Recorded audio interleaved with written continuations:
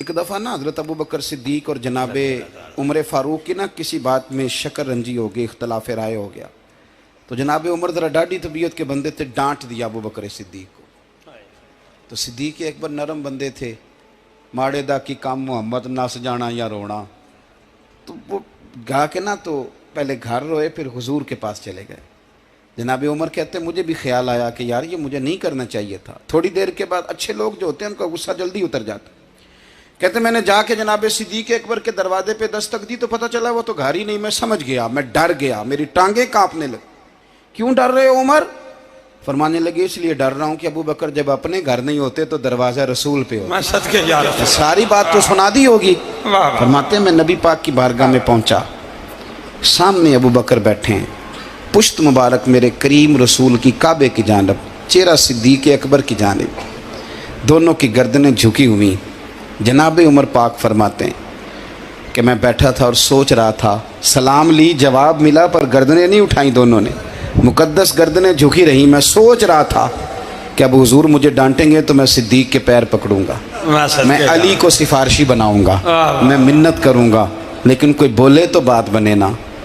کہتے ہیں جب دیر ہو گئی، یہ سکوت بھی بڑا مشکل ہوتا ہے، اوہو اگر کبھی وہ چپ کر جائے تو یہ بھی بڑا مسئلہ ہے، محبوب بھی چپ کر جائے۔ کہتے میں بڑا پریشان ہوا، جب میرا کلیجہ منہ کو آیا نا تو جناب عمر کہتے میں بولنے لگا تو آنسو میرے پہلے نکل گئے۔ اللہ اکبر۔ کہ میں نے رو کے کہا سونیا بھول گیا تھا، میں گیا تھا ابو بکر کے گھر معافی مانگنے، پر یہ یہاں آ گئے۔ یہ میرے دوستو اسے میری تقریر نہ سمجھنا، میرے رسول پاک کے یہ اصل لفظ آپ کو کتاب میں ملیں گے، آپ طبقات ابن سعد اٹھا کے دیکھیں۔ جناب عمر کہتے ہیں میں نے عرض کی حضور میں نے غلطی سمجھ لی تھی، میں گیا تھا ابو بکر کے گھر حضور، میں بھول گیا تھا۔ فرماتے ہیں نبی پاک نے جب گردن مبارک اٹھائی تو حضور کی داڑھی آنسوؤں سے بھری ہوئی تھی، صدقے یا رسول اللہ۔ اور لفظ کیا تھے؟ فرمایا عمر تم میری خاطر میرے ابو بکر کو معاف نہیں کر سکتے تھے؟ اب بات کو سمجھیں، یہ نہیں فرمایا ابو بکر نے غلطی نہیں کی، فرمایا چھوڑ نہیں سکتے تھے، تم میری وجہ سے میرے صاحب کو چھوڑ نہیں سکتے تھے۔ پھر حضور نے فرمایا عمر یہ سارا مکہ تلواریں لے کے مجھے قتل کرنے آتا تھا، یار یہ اکیلا تھا،